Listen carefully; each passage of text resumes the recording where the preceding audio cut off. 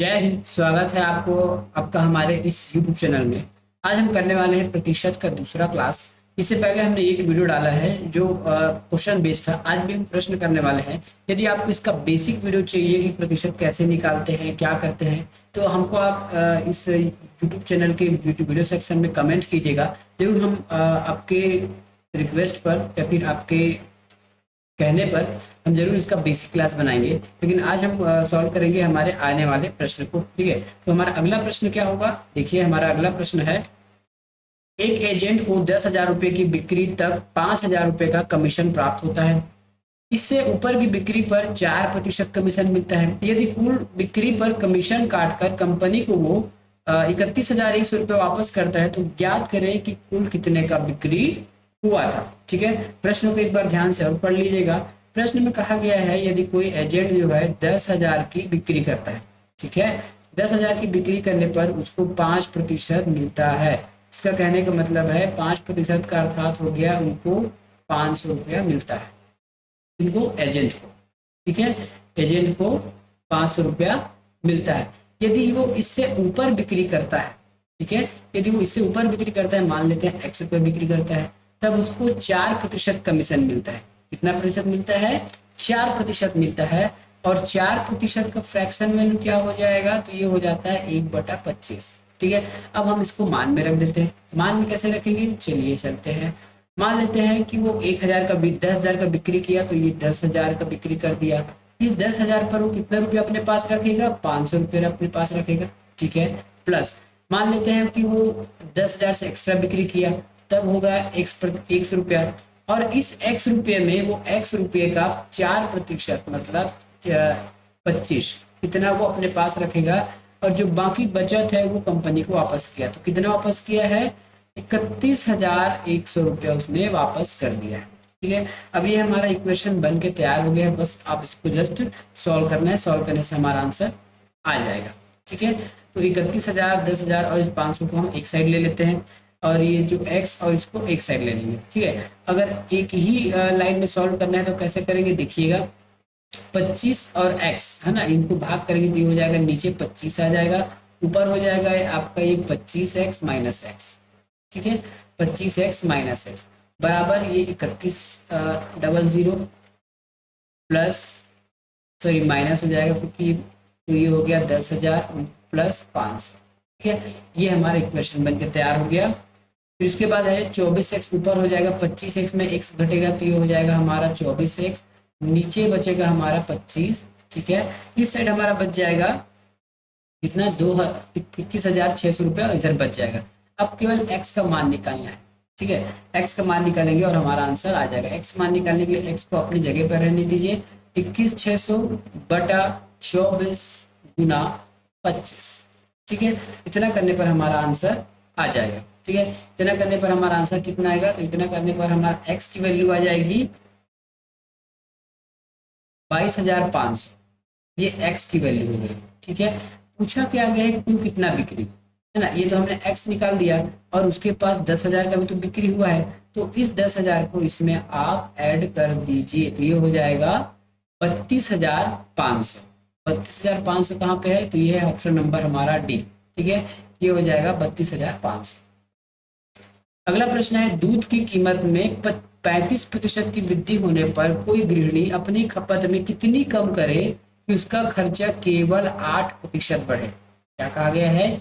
दूध की कीमत में 35%, ठीक है, दूध की कीमत में 35% की वृद्धि पर कोई गृहिणी अपनी खपत पर कितना कमी करे?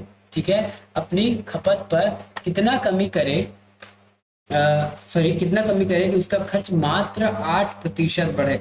तब ऐसे प्रश्न को कैसे सॉल्व करना है देखिएगा। ठीक है, ऐसे प्रश्नों को कैसे सॉल्व करेंगे ये देखिएगा। मान लेते हैं सबसे पहले हमारा स्टार्टिंग में था 100, ये रेशियो है ना, याद रखिएगा 100 रेशियो था। उसमें से हमारा जो दर है ना, जिसको मैं प्राइस लिखता हूँ, प्राइस में 35% की वृद्धि हो गई। प्राइस में 35% मतलब 135 रुपया उसका रेट हो गया। ठीक है, उसके बाद हमारा जो खर्चा पहले 100 रुपया हो रहा था, हम चाहते हैं कि केवल 8% बढ़े। ठीक है, हम इतना ही चाहते हैं कि 8% बढ़े, तो ज्यादा से ज्यादा हम 108 रुपए तक अफोर्ड कर सकते हैं। ठीक है, अब देखिए इसमें कितने का अंतर हो गया? इसमें हो गया 37, 23, 27 का। ठीक है। तो हमको कितना कमी करना पड़ेगा, 27। देखिए अगर हमें पूरा एक 35% बढ़ने के बाद, ठीक है, यदि हम पूरा पूरा खर्चा करेंगे तो हमारा 108 से ऊपर हो जाएगा। यदि लेकिन हम 27 यूनिट कम कर दे तो हमारा खर्च जो है वो केवल 108 में सीमित हो जाएगा। तो 27 रेशियो हमको कम करना है किस पर, 135 पर। ठीक है, प्रतिशत में निकालने के लिए 100 से गुना कर दीजिए। ठीक है, प्रतिशत में निकालने के लिए 100 से गुना। अब इसको हम भाग दे देंगे तो कितना हो जाएगा, ये हमारा चला जाएगा 27 है 5 135 हो गया। 5 से करेंगे तो ये 5 से जाएगा 20 बार में, ये चला जाएगा हमारा 5 5 दूनी 10। ठीक है, और 5 दूनी 10 के बाद ये जाएगा हमारा 5 दूनी 10 और 5 सत्ते 35 27। ठीक है, तो ये 27 और ये 27 कटा, बचा हमारे पास 20%। इसका मतलब है यदि मुझे केवल 108%, यदि मतलब 100 पहले खर्च करता था, अब मैं केवल 108 रुपया अफोर्ड कर सकता हूँ, तो मेरे खर्च में, खर्च बोलता हूँ मेरे एक्सपेंस में, है ना, मेरे यूजेस में 20% की कमी करनी होगी। अगला प्रश्न है, किसी त्रिभुज की ऊंचाई को 22% बढ़ा दिया गया और आधार में 6% की कमी कर दी गई, तो क्षेत्रफल में अंतर क्या होगा। ठीक है, ऐसे प्रश्नों के लिए आपको कभी भी सूत्र याद करने की आवश्यकता नहीं होना चाहिए। हम सिंपल मेथड का यूज करेंगे, है ना। हम यहाँ लिखेंगे ओल्ड और यहाँ लिखेंगे न्यू। ठीक है, एक ओल्ड और एक न्यू होगा।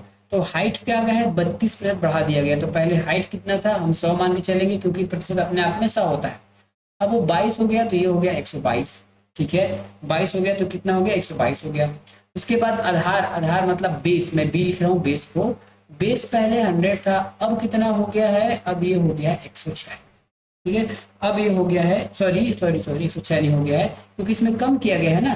कम करेंगे तो ये कम हो जाएगा, कम करेंगे तो पहले 100 था, अब कम किए तो ये हो गया 94। ठीक है, अब 94 हो गया। अब सिंपली हम इसको गुना कर लेते हैं। तो स्टार्टिंग में हमारे पास क्षेत्रफल कितना था, तो क्षेत्रफल था स्टार्टिंग में 10,000। उसके बाद कितना हो गया, ये 94 और 122 को गुना करेंगे तो ये हो जाएगा हमारे पास 11,468। पहले से 10,000 10,000, पहले से 1,000 11,468। पहले 10,000 था क्षेत्रफल, अब 11,468 हो गया। इसका मतलब वृद्धि हुआ है ना। इसका मतलब वृद्धि हुआ है। कितना का वृद्धि हुआ है, तो देख लीजिए वृद्धि हुआ है आपका 1468 का। किस पर वृद्धि हुआ है, तो ये हुआ है आपके 10,000 पर। ठीक है, प्रतिशत में लाने के लिए 100 से गुना कर दीजिए, 2 जीरो। नीचे डबल जीरो है तो ऊपर हम 2 अंक के बाद, है ना, लेफ्ट साइड राइट साइड से यदि 2 अंक के बाद दशमलव लगाएंगे तो हमारा आंसर हो जाएगा 14.68। Option number C. ठीक है, अब कोशिश कीजिए कि जितना कम से कम फार्मूला की आवश्यकता हो, जितना कम फार्मूला की आवश्यकता हो उतना आप लॉजिक वे से लगा सकते हैं, क्योंकि फार्मूला आपको हमेशा याद रहे ये कोई जरूरी नहीं है। इसलिए जो अपना लॉजिक है वही लगाते चलिए, कम समय में और बिना किसी एक्स्ट्रा लोड पर आप क्वेश्चन बना पाएंगे। अगला प्रश्न है, एक घनाभ की लंबाई 12% बढ़ा दी जाती है और चौड़ाई में 25% कम कर दी जाती है। ठीक है, तो ऊंचाई में हम कितना प्रतिशत कमी करें कि आयतन केवल 4% ही वृद्धि हो। ठीक है, मेनली हमको कहा गया है आयतन जितना भी होगा हम केवल 104% ही वृद्धि चाहते हैं। ठीक है, हम कितना चाहते हैं, 104% वृद्धि चाहते हैं। तो इसमें आप चाहे तो फार्मूला लगा लीजिए, क्योंकि कुछ लोग फार्मूला का डिमांड करते हैं। तो ये हो जाएगा आपका a प्लस बी। ठीक है, ये हो जाएगा आपका a plus B plus minus a into B, ठीक है, बटा 100। अब a मैं एक बार इसको ले लेता हूँ और दूसरा बार ले लेता हूँ। तो a हो जाएगा मेरा 12% प्लस चौड़ाई हो जाएगा 25% प्लस माइनस हो जाएगा a इंटू 12 गुना 25, ठीक है, बटा 100। तो 25 से कम 25, 25 चौके 100, 4 एकम 4, 4 तिया 12। ठीक है, 12 और 25 मिला दीजिए और 3 को जोड़ दीजिए। इन तीनों को जोड़ेंगे तो हमको मिल जाएगा 140। मतलब क्षेत्रफल में 140 बढ़ने की संभावना है। लेकिन हम तो चाहते हैं कि केवल 104 बढ़े। ठीक है, हम तो चाहते हैं कि 104 बढ़े। तो 104 को माइनस करेंगे तो ये हो जाएगा हमारे पास 36%। इन कहने का मतलब है बढ़े हुए में हमको 36 यूनिट कम करना है। ठीक है, बढ़े हुए में हमको क्या करना है, 36 यूनिट कम करना है। अब 36 यूनिट कम करेंगे किस पर, 36 यूनिट कम करना है किस पर, 140 पर। तो 140 लिख लीजिए, प्रतिशत में है तो 100 निकाल लीजिए, ये हो गया, ये हमारा कट। ठीक है, 2 से कटेगा तो ये 2 से 7 बार में कटेगा और 2 से 5 बार में कटेगा। फिर आप 36 गुना 5 करके 7 से भाग दे दीजिए। ठीक है, 36 गुना 7 करेंगे, 5 से भाग देंगे तो हमारा आंसर आ जाएगा 25, इसमें आ जाएगा 25.71। ठीक है, ऑप्शन इसमें कहीं भी आपका नहीं है, ऑप्शन इसमें गलत है, 25.71 आपका आंसर आ जाएगा। तो इतना आपको कितने में कम करना पड़ेगा, ऊंचाई में 25.71% आपको कम करने पर वो 104 में आकर फिक्स बैठ जाएगा। सर्कस के एक श्रेणी का प्रति टिकट मूल्य है 12 रुपया। जब टिकट का मूल्य घटा दिया जाता है तब दर्शकों की संख्या बढ़ जाती है, कितना, 80%, तथा कुल आय में 20% की वृद्धि हो जाती है। तो प्रत्येक टिकट का मूल्य अब क्या था, अब क्या था मतलब, क्योंकि हमने क्या किया था, मूल्य घटा दिया था, उससे दर्शकों की संख्या बढ़ गई। ठीक है, और दर्शकों की संख्या बढ़ने से 20% वृद्धि अधिक हो गया। तो हमको बताना है कि प्रत्येक टिकट का मूल्य क्या था। ठीक है, अब चलते हैं, सबसे पहले हम यहाँ देखते हैं कि दर्शकों की संख्या 80% बढ़ गई। ठीक है, 80% बढ़ने का मतलब क्या है, संख्या है ना, संख्या। तो 80% और 100 ये हो जाएगा हमारा 4/5, क्योंकि बढ़ चुका है तो इसको जोड़ के लिखेंगे तो ये हो जाएगा 6/5। ठीक है, दूसरा क्या है, हमारा आय भी बढ़ा है। क्या बढ़ा है, आय बढ़ा है, कितना प्रतिशत, 20%। 20% का फ्रैक्शन वैल्यू हो जाएगा 20 एकम 20, 20 पंचे 100, बढ़ा है ना, वृद्धि हुई। ठीक है, ये हो जाएगा 6/5, ये हो जाएगा हमारा, सॉरी हम यहाँ पे गलती लिख दिए क्या, सीखिए यहाँ पे हमने गलती किया है। गलती क्या है ये देखिए, जोड़ने पर ये 6 नहीं होगा, ये 9 हो जाएगा। ठीक है, जोड़ने पर ये 9 हो जाएगा, हम इसको गलती, 5 और 9 होगा ना, ठीक ऐसा। अब देखते हैं हमारा आय क्या हो गया। सबसे पहले हम निकालेंगे आय और संख्या। तो सबसे पहले हम आय निकाल लेते हैं। आय हमारे पास पहले क्या था, तो पहले हमारे पास आय 5 था, अब 6 हो गया है। ठीक है, और संख्या, संख्या मतलब टिकटों की संख्या, सबसे पहले हमारे पास 5 था, अब संख्या हो गया है 9, अब संख्या हो गया 9, ये हमने रेशियो निकाल लिया। अब आपको पता है कि मूल्य के बराबर क्या होता है, मूल्य बराबर होता है आपका आय बटा संख्या। ठीक है, यदि किसी चीज का आपको मूल्य निकालना है तो आय बटा संख्या करेंगे तो आपका आंसर इसमें आ जाएगा। ठीक है, अब हम आय बटा संख्या करेंगे तब क्या होगा, है ना, ये आय ऊपर में, संख्या नीचे में है, अब इसको काटेंगे तो ये एक बार में गया। ठीक है, और ये जाएगा हमारा 3 दूना 6 और 3 तिया 9, तो ये हो जाएगा 2/3। ठीक है, 2/3, 3 को पक्षांतर के विधान लाएंगे तो 3:2 हो जाएगा, ये हमारा आंसर है। क्या कहा गया था, तो प्रत्येक टिकट का मूल्य, हमको वैसे तो रेशियो में पूछा नहीं गया है, अब हमारा मूल्य आ गया। ठीक है, ये मूल्य आ गया, मूल्य का रेशियो है, तो ये 3 जो है पहले का मूल्य है और 2 जो है अभी का मूल्य है। ठीक है, तो पहले का मूल्य कितना था, हमारे पास 12 था। ठीक है, पहले का मूल्य हमको पता है, पहले का मूल्य था हमारे पास 12, 3 की वैल्यू 12, तो 1 की वैल्यू कितनी हो गई, 3 एकम 3, 3 चौके 12। ठीक है, 3 चौके 12, या फिर जिसको समझ नहीं आया कुछ इस प्रकार लिख लीजिए, 3 बराबर 12, 3 एकम 3 और 3 चौके 12। एक रेशियो का वैल्यू आ गया 4। हमको पूछा गया है कि बाद का टिकट का मूल्य क्या हो गया, तो बाद में टिकट का मूल्य तो 2 था, लेकिन रेशियो में 2 था और एक रेशियो का मान है 4, इसके हिसाब से बाद का टिकट का मूल्य हो गया 8 रुपया। ठीक है, हमने क्या किया इसमें, सबसे पहले संख्या निकाला कि टिकट कितना, पहले है ना, पहले टिकट बिकता था 5, अब बिक रहा है 9। पहले हमारे पास आय होता था 5, अब आय हो गया 6। मूल्य निकालने के लिए आय ऊपर रखिए, संख्या नीचे रखिए, आपको मूल्य निकल जाएगा। ठीक है, मूल्य निकल जाएगा, तो इस प्रकार से आपको निकालना था, तो 8 हमारा सही आंसर होगा।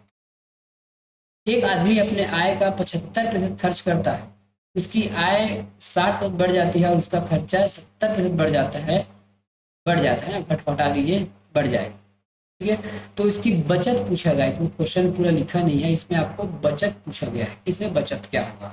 ठीक है, सबसे पहले हम, आपको पता होगा कि सबसे पहले हमारे पास होता है आय, आय के बाद हम करते हैं खर्च, खर्च करने के बाद हमारे पास कुछ पैसा बच जाता है, उसको हम बोलते हैं बचत, ये हमारा बचत हो गया।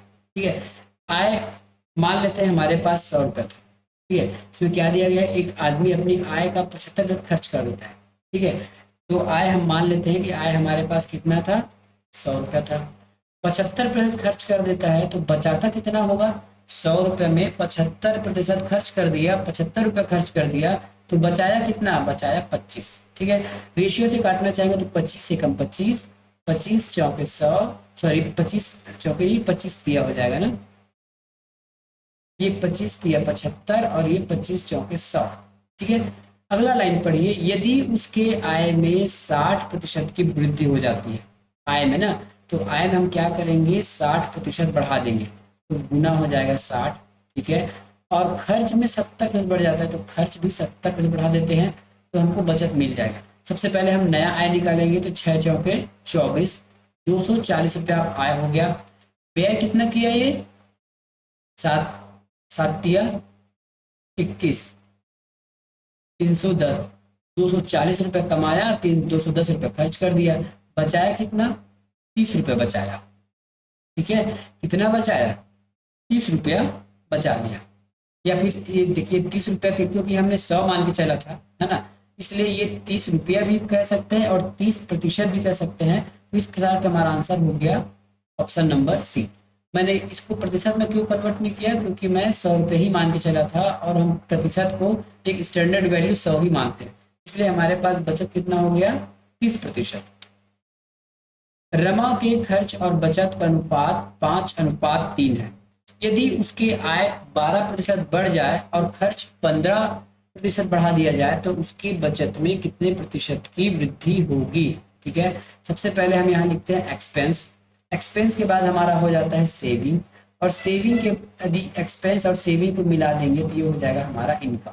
ठीक है, ये हो गया हमारा इनकम। अब जैसे कहा गया वैसे कर लीजिए। क्या कहा गया इसमें?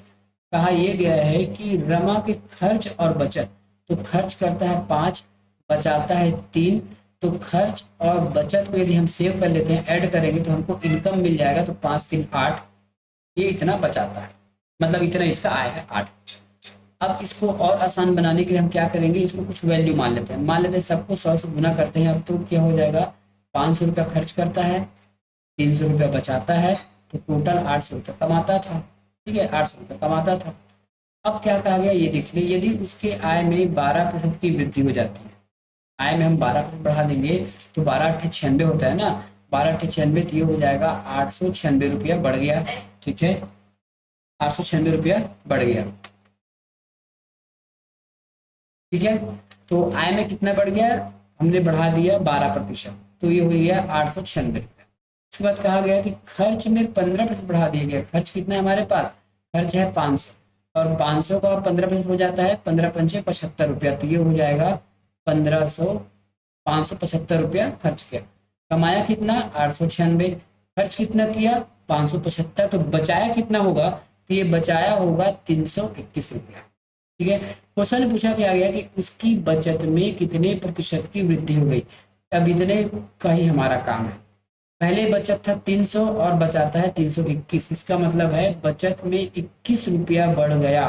किसका विपरीत? 300 के विपरीत। ठीक है, 100 से भाग दे दीजिए, प्रतिशत निकालने के 3, 3 सत्ते 21, तो उसके बचत में 7% की वृद्धि देखने को मिल रही है। चीनी का कीमत 20% वृद्धि होने पर एक आदमी 600 रुपये में 500 किलोग्राम चीनी कम खरीदता है। चीनी की वास्तविक और बढ़ी हुई मूल्य बताना है। ठीक है, यहाँ हमेशा याद रखिएगा इस प्रश्न में आपका जो रेट है ना, वो उल्टा होता है क्वांटिटी का। यदि क्वांटिटी बढ़ेगा तो रेट कम होगा, और रेट बढ़ेगा तो हमको देखिए, यदि रेट बढ़ाएंगे तो क्वांटिटी कम हो जाएगी, और क्वांटिटी बढ़ाएंगे तो रेट कम हो जाता है। ठीक है, ये उसका उल्टा चलता है। सबसे पहले हम देखते हैं भाव। चीनी में कितना की वृद्धि? 20% की वृद्धि। 20% मतलब 1/5। ठीक है, और वृद्धि हुआ है तो ये हो गया 6/5 जोड़ के।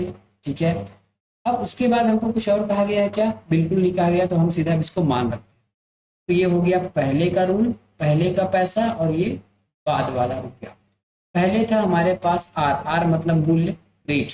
पहले 5 रुपये मिलता था, अब वही 6 रुपये। ठीक है, अब यदि हम इसको क्वांटिटी की बात करें, क्वांटिटी की बात करें तो पहले क्योंकि रेट बढ़ चुका है, अब 6 यूनिट मिलेगा तो बाद में हमको 5 यूनिट मिलेगा, बस इसका उल्टा करना है क्वांटिटी में। हम बताया ना यहाँ पे रेश आपका रेट और क्वांटिटी एक दूसरे के विपरीत होते हैं यदि केवल रेट बढ़ रहा है तब की स्थिति में। ठीक है, अब यहाँ तक समझ आया। क्वांटिटी देखिए, क्वांटिटी पहले 6 मिलता था, अब 5 मिल रहा है। अंतर कितने का? अंतर है 1 का, 1 यूनिट का। और ये अंतर क्यों आया? एक अंतर हमको मिल रहा है 5 किलोग्राम के। ठीक है, वो 5 किलो कम खरीदता है तो 1 के बराबर हो गया 5, 1 यूनिट के बराबर हो गया हमको 5। पूछा गया है कि चीनी की वास्तविक और बढ़ी हुई कीमत क्या है। सबसे पहले हमको क्या करना है इसका, देखिए 5 किलोग्राम यूनिट निकाल लिया तो पहले इसी 5 को गुना करेंगे तो 6 पंचे 30। पहले वो 30 kg खरीदता था उतने ही रुपये में, अब 5 kg खरीदता है। 5 5 5 तो ये 25 kg खरीदता है। ठीक है, 600 रुपये में पहले वो 30 kg खरीदता था, अब 600 रुपये में क्योंकि रेट 20% की वृद्धि हो चुकी है तब वो 25 किलो खरीद सकता है। हमको रेट पूछा है तो पहले देखिए रेट निकालने के लिए क्या होता है, रेट निकालने का नियम है पहले दाम ऊपर रखिए और क्वांटिटी को नीचे रखिए। तो पहले का दाम कितना हो गया? 3 एकम 3, 3 दूनी 6। तो पहले 20 रुपये किलो था। बाय ऑप्शन अगर चलना चाहे तो ये हमारा सही हो गया क्योंकि 20 स्टार्टिंग में ही दिया गया रेट को, पहले का रेट। यदि हम दूसरा रेट निकालना चाहते हैं बढ़ी हुई कीमत के बाद तो 600 रुपये में 25 किलो आता है। ठीक है, 600 रुपये में 25 किलो आता है, भाग करेंगे तो ये हो जाएगा 24। मतलब 600 रुपये में पहले 20 रुपये किलो के हिसाब से मिलता था, अब 24 रुपये किलो के मिलने की वजह से 5 किलो हमको कम प्राप्त होता है। बस ये हमारा आंसर। अगला प्रश्न है, गेहूं के मूल्य में 10% की कमी होने पर एक व्यक्ति 1 रुपये में 50 ग्राम गेहूं अधिक खरीद सकता है। तदनुसार उस कमी से पहले 1 रुपये में कितना गेहूं खरीदा जा सकता था। ठीक है, अब ये प्रश्न कैसे बनाएंगे देखिए, इसमें भी हम वही लगाएंगे रेशियो में। 10% का वैल्यू होता है 1/10, है ना। पहले हम लिखेंगे ओल्ड टाइम का और ये हमारा न्यू टाइम का। ठीक है, तो इसमें भी हमको लिखना है रेट।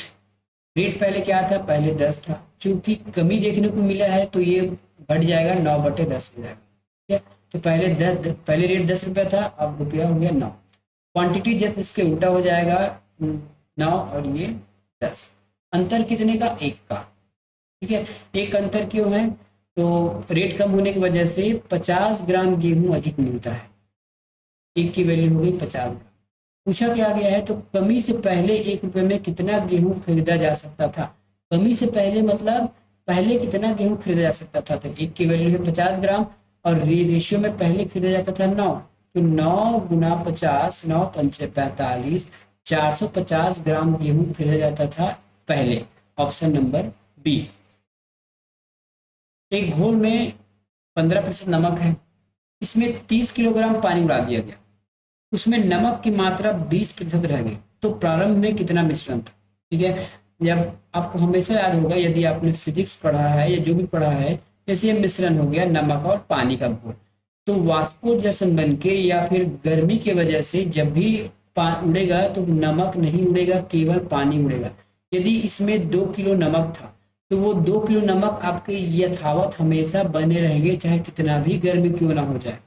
ठीक है, तो वाष्पोत्सर्जन से केवल पानी का ह्रास होता है, किसी भी और मटेरियल वाष्पोत्सर्जन के माध्यम से नहीं हट सकता। ठीक है, तेल का भी वाष्पोत्सर्जन नहीं हो सकता, वाष्पोत्सर्जन केवल पानी का होता है। ठीक है, तो पहले जितना नमक रहा होगा ना उतना ही नमक बाद में ही भी रहेगा। पूछा गया प्रारंभ में कितना मिश्रण था।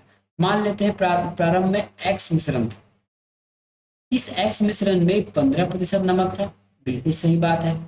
अब उसके बाद मिश्रण से ना 30 किलोग्राम पानी उड़ा दिया गया, तो x माइनस 30 हमने 30 किलोग्राम पानी उड़ा दिया। अब नमक कितना हो गया? 20%। ठीक है, इस इक्वल के साइन को याद रखिएगा क्योंकि नमक पहले जितना था उतना ही अभी भी रहेगा। प्रतिशत में आगे पीछे हो सकता है लेकिन क्वांटिटी देखा जाए तो नमक कभी भी कम नहीं होगा, इसलिए हमने दोनों पक्ष को इक्वल कर दिया। ठीक है, अब जस्ट हम इसको सॉल्व करना है। यहाँ तक जमाने में किसी को प्रॉब्लम है क्या? तो अगर पता है कुछ भी दिक्कत होगा तो आप कमेंट में सवाल कर सकते हैं। पूरा मिश्रण था x, मैं बहुत चीजों को लिख नहीं रहा हूँ, है ना, आपको याद करना होगा। मिश्रण था हमारे पास x। ठीक है, अब x का जो 15% नमक था, अब उसी मिश्रण से 30 किलोग्राम पानी उड़ गया, अब नमक बचा 20% इस पूरे मिश्रण में, तो दोनों बराबर होंगे ना। बिल्कुल बराबर होंगे। इस प्रतिशत से इस प्रतिशत को काट दीजिए, ये हो जाएगा हमारे पास 15x बराबर 20x। ये हो जाएगा 20x माइनस 20 और 30 गुना करेंगे तो 600। ठीक है, 600 हो जाएगा। तो 20 और 15 घट के हो जाएगा 5x बराबर 600। ठीक है, 5x बराबर 600। पूछा क्या गया कितना मिश्रण था, मिश्रण निकालना है तो मिश्रण हमने x माना था, 600 डिवाइड बाय 5। ठीक है, 12 पंचे 60 तो 120। हमारे पास स्टार्टिंग में 120 किलो मिश्रण था। एक कक्षा में जो 80% विद्यार्थी गणित में उत्तीर्ण हुए, 70% अंग्रेजी में उत्तीर्ण हुए, यदि 10% दोनों विषय में अनुत्तीर्ण हुए और 144% विद्यार्थी दोनों में उत्तीर्ण हुए तो कुल विद्यार्थियों की संख्या कितनी होगी। ऐसे प्रश्न में आपको क्या टिक लगाना है, देखिए या तो आपको पास पास वाला लेना है ना, पास पास पास इस प्रकार से, या फिर फेल वाला लेना है ना, या फिर फेल वाला लेना है। तो इस प्रकार इसको आपको सॉल्व करना है। सबसे पहले हम चलते हैं प्रतिशत के हिसाब से, इसको कैसे समझेंगे देखिएगा। एक कक्षा में 80% विद्यार्थी गणित में पास हो गए, ठीक है, तो 80% जो है हमारे गणित में पास हो गए, बिल्कुल सही है। 70% जो है अंग्रेजी में पास हो गए, अंग्रेजी में पास हो गए। इसके हिसाब से टोटल कितना प्रतिशत पास हो गया, तो 0 हो गया, 8 दूनी 16, तो ये हो जाएगा 15। 150% दोनों में पास हो गए, बोथ अंग्रेजी और गणित में। ठीक है, लेकिन हमको एक और टर्म दिया गया है, क्या दिया गया है, यदि 10% दोनों में फेल हुए ना, टोटल का 10% दोनों में फेल हुए, इसका मतलब है टोटल का 90% दोनों में पास हुआ होगा। ठीक है, हमारे पास पहले स्टेटमेंट के हिसाब से हमने लाया है कि दोनों में पास 150, लेकिन दूसरे स्टेटमेंट ये कहता है कि 10% विद्यार्थी दोनों में फेल हो गए, तो पास कितना हुआ, पास कितना हुआ, तो 90% पास हुआ दोनों में। ठीक है, बोथ 90%। अब देखिए, अब बिंदु को हम माइनस करेंगे क्योंकि पास पास है, हमेशा माइनस करना होता है। ये 0 हो जाएगा, 0 हो जाएगा। उसके बाद ये 15 में 9 हो गया तो 9 6 15। ठीक है, 9 6 15 तो 60% जो है दोनों में पास है, ये हमारा निकल के आ गया फाइनल। ठीक है, लेकिन हमको दिया गया है कि 144 विद्यार्थी दोनों में पास है। ठीक है, लेकिन हमको दिया गया है कि 144 विद्यार्थी दोनों में पास है, तो 60% का मतलब हो गया 144। हमको पूछा क्या गया कुल विद्यार्थी, तो कुल विद्यार्थी के लिए हमको 100 से भाग देना होगा।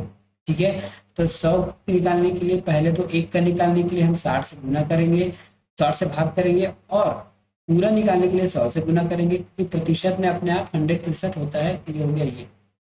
ठीक है, आगे सॉल्व करेंगे तो ये हो जाएगा, आधा चला जाएगा, ये इसको 10 को 0 करते हुए रहने दीजिए, 6 से भाग देते हैं तो 6 कम 6, 6 दूनी 12 और 6 चौके 24, 6 चौके 24, तो 24 गुना 10 इज इक्वल टू 240। तो हमारे पास विद्यार्थी की संख्या थी 240। तो इस प्रकार से आपको प्रश्न को बनाना था। ये था आज का हमारा वीडियो। इसके बाद हम नेक्स्ट किसी टॉपिक पर वीडियो बनाएंगे। यदि आपका कोई राय हो, कमेंट हो, तो जरूर बताइए कि आपको किस प्रकार की वीडियो की आवश्यकता है। मिलेंगे नेक्स्ट वीडियो में, तब तक के लिए धन्यवाद, बाय।